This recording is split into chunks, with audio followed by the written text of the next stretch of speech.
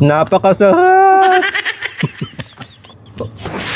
Kanayon, try mo naman voice over ni Erica Pineda. Tatanong muna natin kung ano naman ang sagot dyan ni Erica Pineda. Ayun. At ang sabi niya, ito. Pag-welcome nila sa akin dito. Hindi ko nga alam kung saan. Ay, okay. Kaya. Susubukan natin. At ngayong tanghali, seafoods naman ang aking lulutuin. Dito unang hinugasan. Matanggal ang putik sa katawan nang hindi sumama ang lasa kapag napakuluan. Tinuklap na din ang likuran, tinanggal ang hasang, masiguradong hanggang loob malinisan. Manuot na ang sangkap hanggang sa loob na laman. Sa butter, diskarte ng karamihan. O kaya naman ginataan. Pero inaabot umay, eto aking paraan. Simple lang pero ang papak pang matagalan. Sukang pinakuha at papakuluan. Nagdagdag ng sabaw hanggang maluto na singaw. Sa mahinang apoy, hinayaan matuyuan na sabaw. Ano pa at pagbukas, ito ang tumambad sa harapan. Kulay lumalabas, naninilaw pati mga itlugan. Kapag ganito ang ulam, may handa na ang lusartan. Request ng kaibigan, ito ang kinalabasan. Idol Erica, paumanhin, ito lang nakayanan. Baka mapansin, pa-shoutout naman. Diyan ko natatapusin, mahapdi na ang aking lalamunan.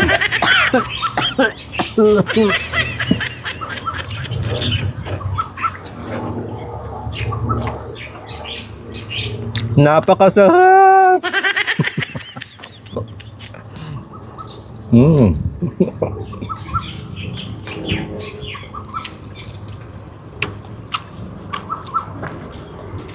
Talagang pangpapak, lalo na nga po dito sa suka.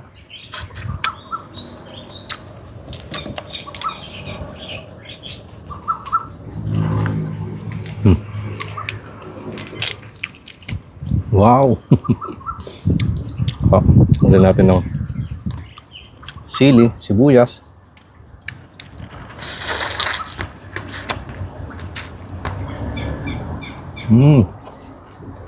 Sabi.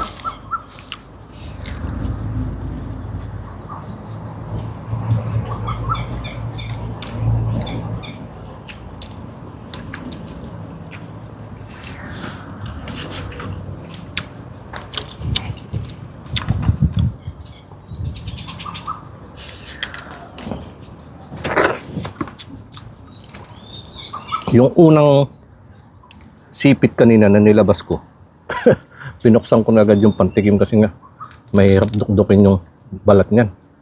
Kaya dito muna tayo sa ating mga dibdib. Mamaya na yung mga sipit ulit.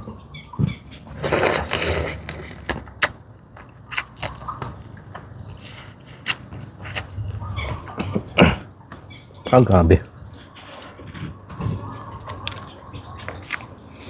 Lasap na lasap yung sakap.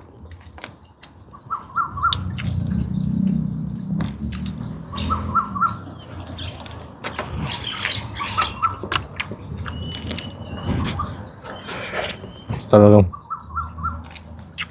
pangpapakan po ang datingan. Wow!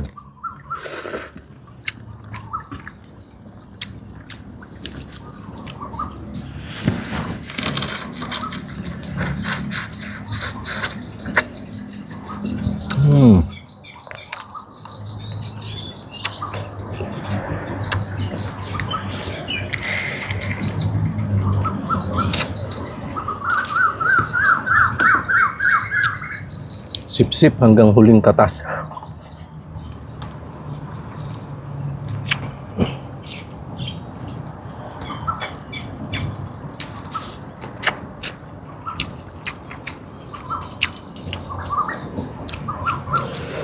Ito mga ganitong ganyan maliliit yan sa papakin.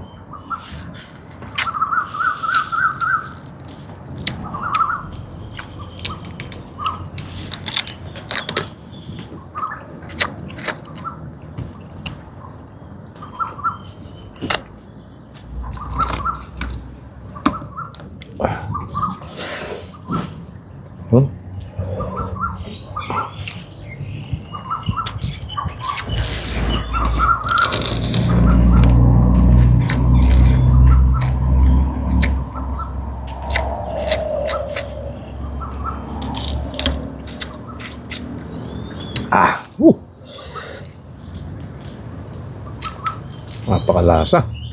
Pati po yung hipon, no? Itlogan din.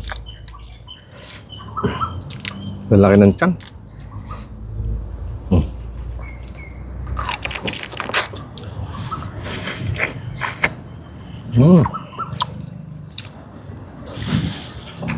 Wow.